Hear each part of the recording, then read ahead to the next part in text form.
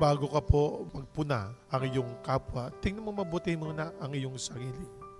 Bago ka magsalita ng laban sa iyong kapwa, ay tingnan mo munang mabuti ang iyong sarili.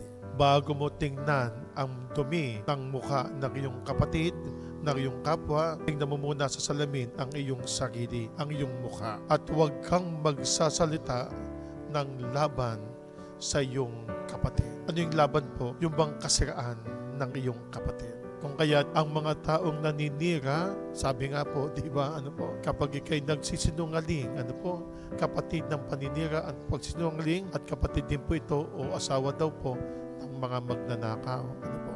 Magnanakaw ng kasiraan ng tao, magnanakaw ng buhay ng tao. Inuunahan mo ang buhay na binigay o biniyaya ng ating Panginoong Diyos. Sikapin po natin na tayo maging totoo sa harap ng ating Panginoong Diyos.